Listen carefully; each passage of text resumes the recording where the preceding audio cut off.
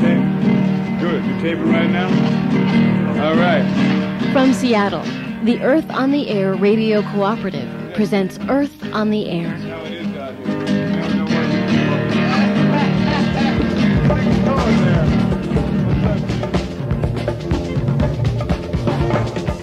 In the next half hour, Earth on the Air's independent contributors will talk with members of an Environ-Metal band. Next on Earth on the Air, R.I.P.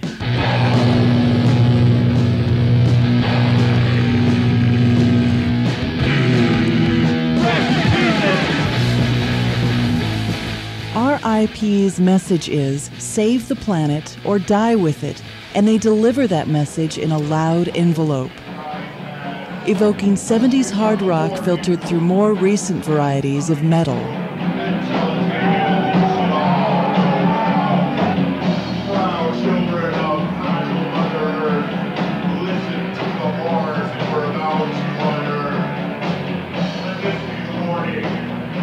The message that we're sending forth is intended to be actually a very strong one, not just some of the Sierra Club middle-class environmentalism, but something much more primal and deep-rooted.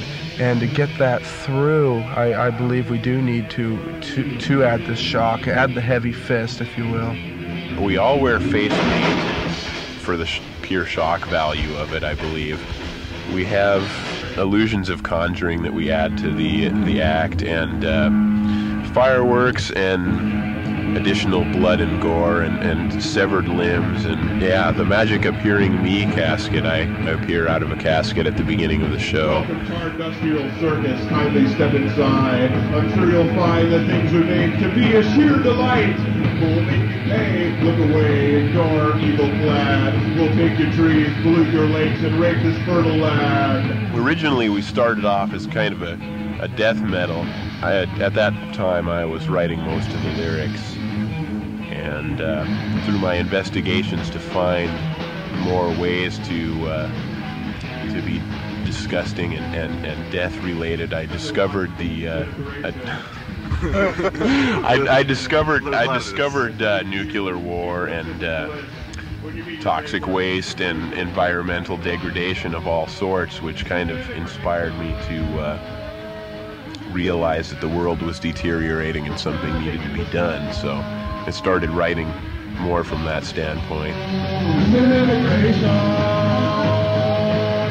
You know, as with your question, the whether we receive more flack from the metal fans or the environmentalists is really, you know, we get a little bit of flack from both sides, but all the same, the results are that people hear what we're saying, and whether they like us or not, they learn something from us.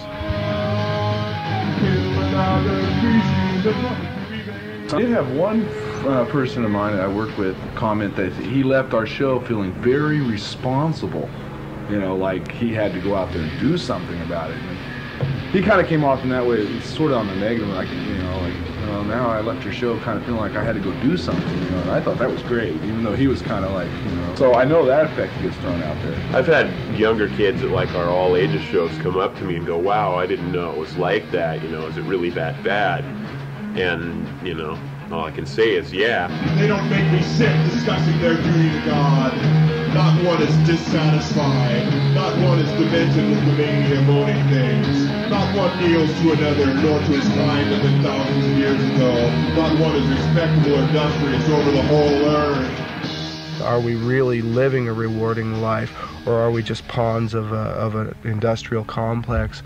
I would like to abandon the reality that the modern sort of industrialists have thrown at us as an ultimate goal of our music, and get back to a more basic level of reality where we feel more in touch with the earth. If that means eventually abandoning the electric sound and doing something a little bit more acoustic after the message is through, and if we see any changes in popular attitudes, then so be it. That's the way it'll go. But right now, the shock that we talked about earlier is a part of that process. It's a function of the music.